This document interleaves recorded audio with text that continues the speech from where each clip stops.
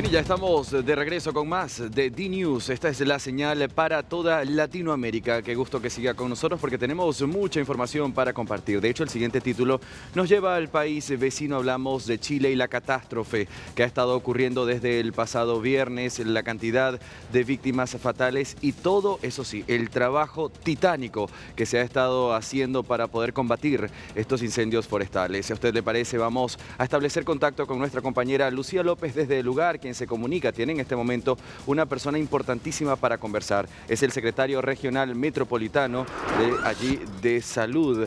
Lucía López desde el estudio Andy Chirinos, toda la atención para ti. ¿Cómo estás? Efectivamente, Andy, me encuentro con el Seremi Metropolitano de Salud para conversar de un tema que es un contexto importante respecto de lo que ha estado pasando en los últimos días y que tiene que ver con la ola de calor. Vamos a hablar de la respuesta que se ha tenido en términos hospitalarios a los afectados en la zona de Valparaíso y Viña del Mar, pero vamos a partir preguntando cómo ha sido la respuesta y la evaluación que tiene la Seremía Metropolitana sobre la salud y las afectaciones que han podido tener las personas con esta ola de calor enorme que ha no solamente estado presente en Chile, también en Argentina, en Paraguay y en otros países de la región. ¿Cómo está, Seremi? Muchas gracias por recibirnos. Seremi Gonzalo Soto, Metropolitano, cuéntenos cuál es la evaluación que han hecho de la afectación en la salud de las personas por estas olas de calor. Sí, muy buenas tardes, Lucía. Bueno, hemos estado como sector salud muy atentos a esta ola de calor. Lamentablemente es una situación que no era algo habitual en nuestro país, pero muy importante que nos podamos adaptar. Dado la situación del cambio climático, es una de las afectaciones que está afectando a nuestro país, tener esta ola de calor. Y en ese sentido nosotros hemos estado monitorizando la situación de la red. Por ejemplo, la región metropolitana son más de 1000 establecimientos los que tiene hoy día la región metropolitana. Son casi 9 millones de personas en nuestra región. Y en donde efectivamente podemos encontrar alguna afectación que tenía que ver con, por ejemplo, ese estado de deshidratación que pueden tener personas, que habían tenido personas mayores justamente en los días que hubo los picos más altos de altas temperaturas y que también en la noche también hubo altas temperaturas. También personas afectadas eran niños pequeños que efectivamente en general eran tan asociados de deshidratación. Por eso quizás la principal recomendación a las personas, a la ciudadanía, no solamente en nuestra región, sino hemos sabido que también en otros países también de la región han sido afectados por la ola de calor, es siempre estar hidratado y sobre todo estar muy preocupados las personas que estén en situación de vulnerabilidad. ¿Quiénes son? Las personas mayores, niños, niñas pequeños, personas embarazadas o personas que tengan enfermedades, por ejemplo, cardíacas o que les pueda hacer más difícil sobrellevar esta situación de altas temperaturas, porque aquí lo importante es que el cuerpo pueda tolerar estas altas temperaturas y no caer en lo que queremos evitar a toda costa, un golpe de calor, que es cuando la temperatura llega a los 40 grados y ya el cuerpo no es capaz de regular la temperatura. Claro que sí, Seremi, usted nos ha contado previamente además que uno de los problemas, si te contamos, Andy, también probablemente lo hemos visto en otras partes de la región, es el tema alimentario. Ahí hay que poner un ojo especial, parece que eso no ha sido suficientemente difundido, pero se han detectado problemas en esa área también. Sí, es muy importante ese aspecto porque ante estas nuevas olas de calor que vamos a tener y que hemos tenido el último año y este verano ha sido muy intensa, los alimentos pueden sufrir mucho, sobre todo a la hora de prepararlo, que sean alimentos seguros, inocuos, y cuando hay altas temperaturas puede haber un mayor riesgo de una proliferación bacteriana o microbiana. Lamentablemente hemos visto que durante estos primeros días de este año, o sea, ya el primer mes, hemos tenido una alta proporción de incidencia de enfermedades transmitidas por alimentos. ¿Esto qué son? Por ejemplo, intoxicación alimentaria, ya sea por consumir sushi o consumir cualquier otro producto que quizás ha estado contaminado con alguna bacteria, Escherichia coli, salmonela u otra, y que haya afectado a personas. Ya tenemos personas hospitalizadas en la región metropolitana por esta situación y el llamado es a preocuparnos de justamente dónde vamos a comprar estos productos. Siempre tiene que ser un lugar autorizado que cuente con las medidas de higiene y seguridad y por supuesto también en la casa, estar muy preocupados de los alimentos, mantenerlos siempre refrigerados y a la hora de consumirlos efectivamente sacarlos previamente del refrigerador y no mantenerlos ahí sobre la mesa, porque efectivamente la mitad de las enfermedades transmitidas por alimentos se dan en las propias casas.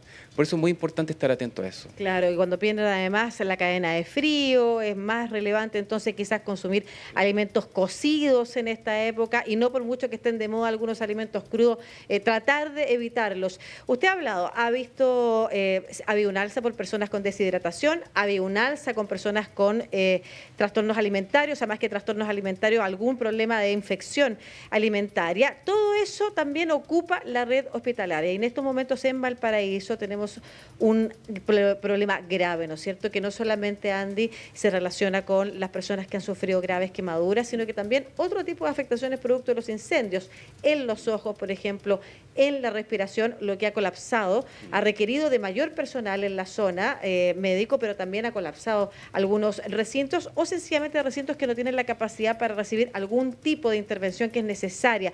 ¿Cómo se está organizando la red también? ¿Cómo se organiza en estos tiempos o en otros? ¿Utiliza solo para época de catástrofe o no la posibilidad de traslados, por ejemplo, de pacientes? Sí, bueno, muy importante reforzar que ante la emergencia, cuando de alguna manera se inició, rápidamente se constituyó el Comité de Gestión de Riesgo y Emergencia de Desastre, el COGRID regional de Valparaíso, donde rápidamente se tomaron las decisiones para poder reasignar y readecuar la atención hospitalaria que pueda requerir las personas que fueron afectadas, justamente para evitar que hubiera una sobredemanda en muchos sectores.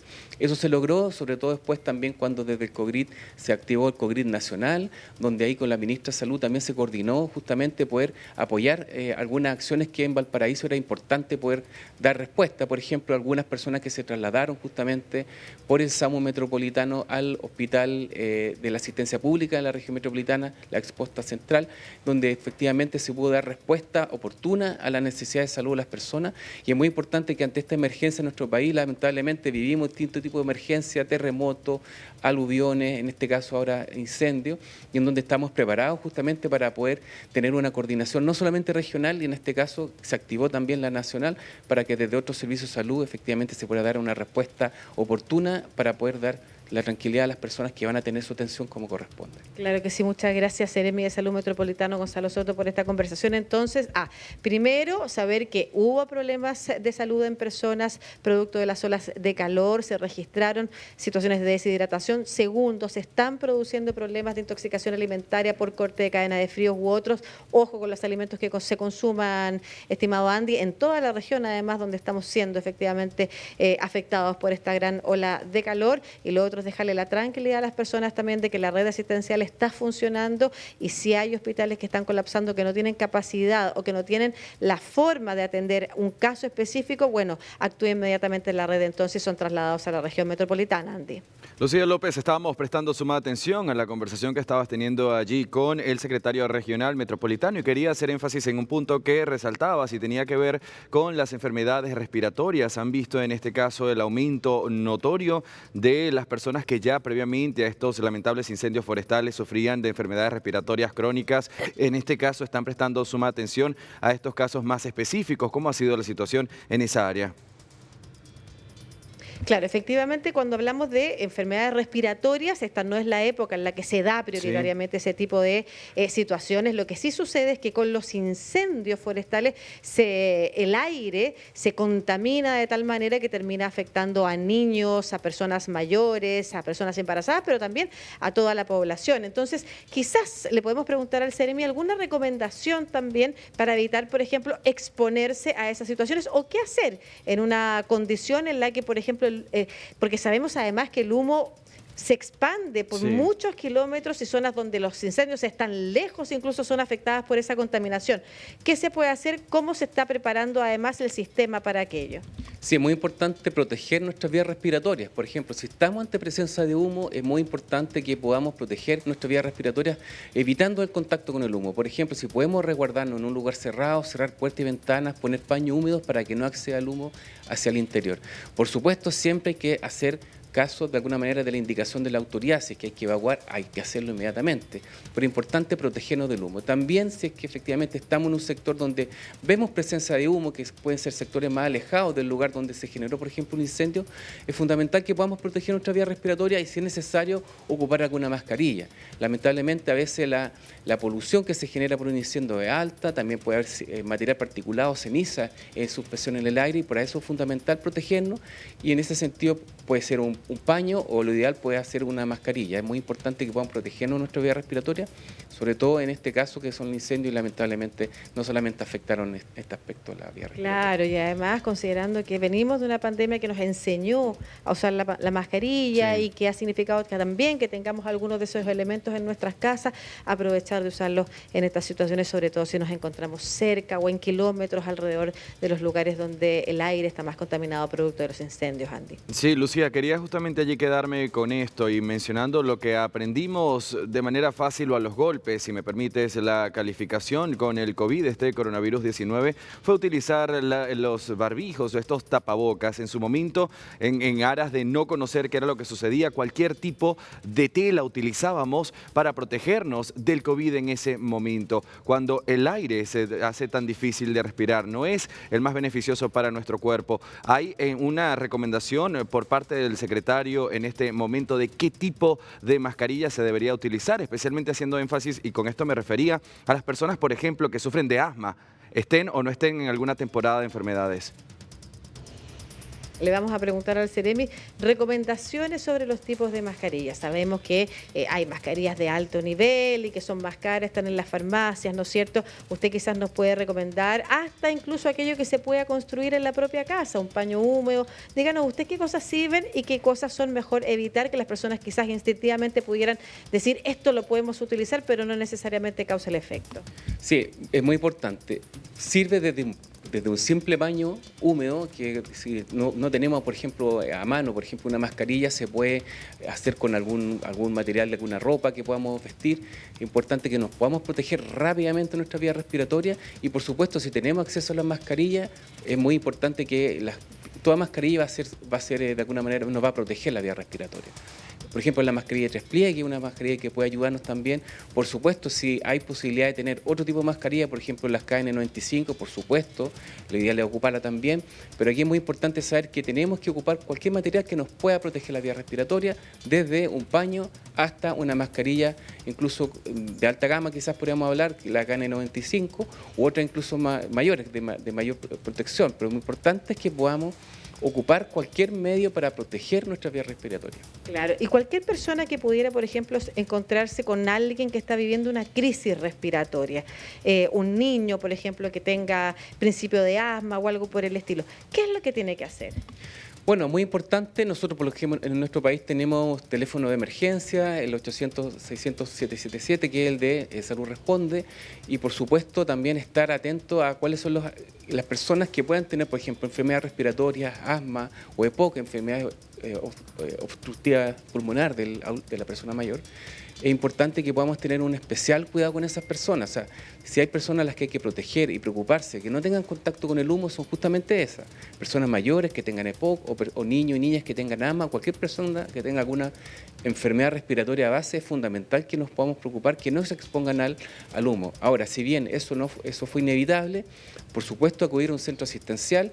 Siempre hay que comenzar por la atención primaria, los servicios de urgencia, y ya si es que efectivamente en la atención primaria identifican que una situación de más alto riesgo, va a ser trasladado a un centro de urgencia ya hospitalario. Claro, pero ante todo la prevención, Andy. La prevención no estar en lugares, por ejemplo, donde se ha solicitado evacuación. Recordemos que los incendios no solamente pueden afectar las vías respiratorias por el humo, también pueden producir quemaduras y eso es muy complejo. Pero además estamos hablando de zonas donde son habitualmente visitadas en esta época por turistas que no han hecho caso necesariamente, no solamente de las señales de evacuación, sino que también de los toques de queda. Entonces, todo esto tiene que ver con prevenir, y lo conversábamos hace un rato también con Magalí, cuando me preguntaba de qué otra manera se puede ayudar, y yo le contaba, hay mucha gente que decide ser voluntaria y que quiere partir y parte sin coordinarse con algún municipio, con alguna organización, y terminan no solamente siendo un problema porque entorpecen el tránsito, entorpecen el trabajo, sino que además se exponen a riesgos. Nos contaba hace poco nuestra entrevistada cómo efectivamente ellos habían avanzado en la jornada de ayer con 30 voluntarios y decidieron no ir porque estuvieron a punto efectivamente de ver un árbol que estaba débil cayendo sobre el vehículo en el que se movilizaban. Entonces, son situaciones de riesgo, son situaciones en las que hay que hacer caso a la autoridad, y si les piden evacuar, si les piden toque de queda, que incluye además cerrar ventanas y no exponerse a humo, hacer caso, y por supuesto de las recomendaciones que nos han dado acá respecto de cómo protegerse del humo, de cómo protegerse de infecciones alimentarias, de cómo protegerse del calor y de hidratarse permanentemente, o de, por ejemplo, no estar en la calle en los horarios de más altas temperaturas, el mediodía, ¿no es cierto?, entre las 11 y las 4 de la tarde. Eso es fundamental. Y ojo con los empleadores también. también que envían a sus trabajadores a la calle. En Chile se fiscalizaron el fin de semana un par de grandes marcas de supermercados que fueron denunciados por, pese a haber señal y de evacuación, mantener a trabajadores en el lugar.